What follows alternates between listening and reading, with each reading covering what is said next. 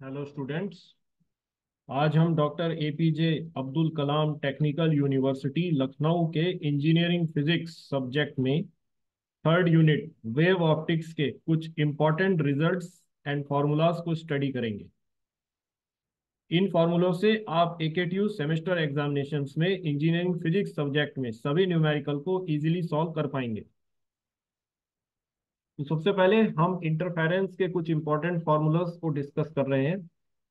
तो ये किसी भी पॉइंट पर स्क्रीन के मैक्सिमम रिजल्टेंट इंटेंसिटी का फॉर्मूला है। तो resultant maximum intensity at a point on screen due to interference between two coherent beams, it is given by I resultant maximum is equal to under root I one plus under root I two का whole square. Amplitude के terms में ये दिया जाएगा as a one plus a two का whole square, where I1 is the intensity of first coherent beam, I2 is the intensity of second coherent beam, A1 is the amplitude of first coherent beam, A2 is the amplitude of second coherent beam। तो अगर हमें दो coherent beams की intensities मालूम है या उनके ratios मालूम है, तो हम किसी भी पॉइंट पर स्क्रीन के मैक्सिमम रिजल्टेंट इंटेंसिटी को कैलकुलेट कर सकते हैं। Then resultant minimum intensity at a point on screen due to interference between two coherent beams। तो किसी भी स्क्रीन के पॉइंट पर जो रिजल्टेंट मिनिमम इंटेंसिटी होती है, it is given by I resultant minimum is equal to under root I one minus under root I two का whole square. Amplitude के टर्म्स में it is given by a one minus a two का whole square, where I one is the intensity of first coherent beam, I2 is the intensity of second coherent beam, A1 is the amplitude of first coherent beam and A2 is the amplitude of second coherent beam। तो हमें इनका difference लेना होता है। यदि दो coherent beams की intensity equal है तो किसी भी पॉइंट पर स्क्रीन के जो मिनिमम इंटेंसिटी होगी वो जीरो होगी। Then thickness of uniform film at nth order bright fringe in reflected system. तो जब हम nth ऑर्डर की ब्राइट फ्रिंज को कंसिडर करते हैं यूनिफॉर्म फिल्म के केस में, तो जो यूनिफॉर्म फिल्म की थिकनेस होती है, it is given by two mu T cos R equal to two N minus one lambda by two for N equal to one two three. So this T is given by two N minus one lambda upon four mu cos R, जहां N जो है वो nth order की bright fringe है, lambda is the wavelength of incident light beam, mu is the refractive index of film, and r is the angle of refraction। So lambda is wavelength of incident monochromatic beam, mu is refractive index of film, and r is angle of refraction। इसी तरह से thickness of uniform film at nth order dark fringe in reflected system। तो अगर हम उस film की thickness निकालना चाहते हैं जहां पर उस पोजीशन पर nth ऑर्डर डार्क फ्रिंज बन रही है फिल्म में, तो the thickness of the film for the nth order dark fringe is reflected system में it is given by t equal to N lambda upon two mu cos r. Then thickness of uniform film at nth order bright fringe in transmitted system. तो अगर हम transmitted system की बात कर रहे हैं, तो ट्रांसमिटेड सिस्टम के केस में यूनिफॉर्म फिल्म की thickness nth order bright fringe पर दी जाएगी as T equal to N lambda upon two mu cos are.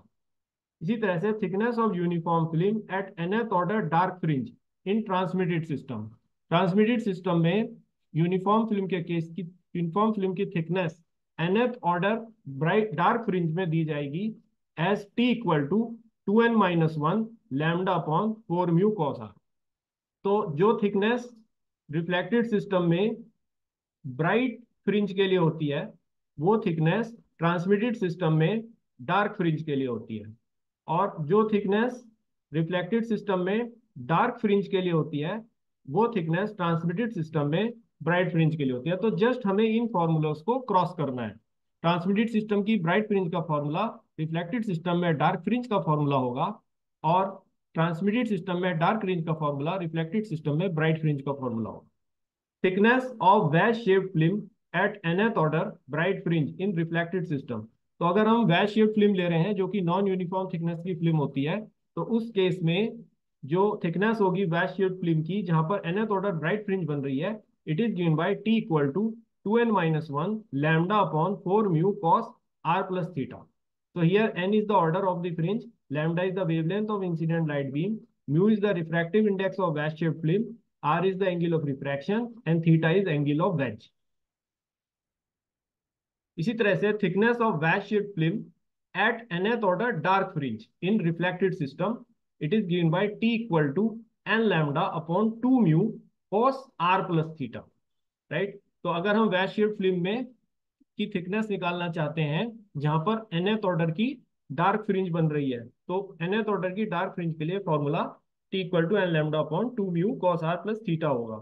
n is the order of the dark fringe, lambda is the wavelength of incident light beam, mu is the refractive index of wedge shaped film, r is the angle of refraction and theta is the angle of veg. The fringe width in interference pattern formed on wedge shaped film. अगर हम wedge shaped film के case में fringe width को measure करना चाहते हैं, इस पे एक न्यूमेरिकल AKTU में हर साल आता है. तो this is given by omega equal to lambda upon 2 mu theta. Omega is the fringe width, lambda is the wavelength of incident light beam, mu is the refractive index of wedge shaped film and theta is the angle of wedge. Now this is about the wedge shaped film. We are coming on to Newton rings. तो अगर Newton rings का diameter निकाला जाता है, so the diameter of nth order bright Newton ring formed in reflected system. तो reflected system के case में अगर हम nth ऑर्डर ब्राइट रिंग का डायमीटर निकालना चाहते हैं, so this is given by dn bright equal to under root 2 2n-1 lambda r upon mu. So r is the order of the ring, lambda is the wavelength of incident light beam, r is the radius of curvature of plano-convex lens, mu is the refractive index of wedge-shaped film introduced between plain glass plate and plano-convex lens. Air के case के लिए यदि film air की है, air film है, तो air film के लिए रिफ्रैक्टिव इंडेक्स म्यू 1 होगा. तो उस केस में ये जो nth ऑर्डर की ब्राइट न्यूटन रिंग है उसका फॉर्मूला बनेगा under root 2 2n-1 lambda r. इसी तरह से अगर मैं डार्क रिंग की nth ऑर्डर डार्क रिंग का डायमीटर निकालना चाहता हूं, so the diameter of nth order dark Newton ring formed in reflected system, this is given by dn dark equal to under root 4n lambda r upon mu. तो dark ring में ये 4 हो जाता है, right. n is the order of the ring, lambda is the wavelength of incident light beam, r is the radius of curvature of plano-convex lens और mu जो है ये रिफ्रैक्टिव इंडेक्स है फिल्म का. तो ये रिफ्लेक्टेड सिस्टम का case है. और अगर हम ट्रांसमिटेड सिस्टम के केस की बात करते हैं तो ये फॉर्मूले इंटरचेंज हो जाएंगे, यानी कि ब्राइट रिंग का फॉर्मूला ट्रांसमिटेड सिस्टम में डार्क रिंग का फॉर्मूला हो जाता है और ब्राइट डार्क रिंग का फॉर्मूला ट्रांसमिटेड सिस्टम में ब्राइट रिंग का फॉर्मूला हो जाएगा. द एंगल ऑफ डिफ्रैक्शन की बात हम नेक्स्ट टॉपिक पे करेंगे. So these are the most important formulas for interference, जिसमें हम 3 तरह के फॉर्मूला पढ़ेंगे.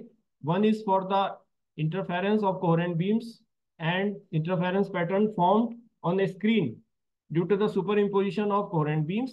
सेकेंड टाइप का फॉर्मूला हमारा यूनिफॉर्म फिल्म की थिकनेस का होगा, जिसमें हम 2 केसेस पढ़ रहे हैं, transmitted system and reflected system. Third type का फॉर्मूला हमारा वेज शेप फिल्म का होगा, जो कि नॉन यूनिफॉर्म थिकनेस की फिल्म होती है. और फोर्थ टाइप के फॉर्मूले हमारे न्यूटन रिंग के डायमीटर्स के होंगे, रिफ्लेक्टेड सिस्टम में और ट्रांसमिटेड सिस्टम में.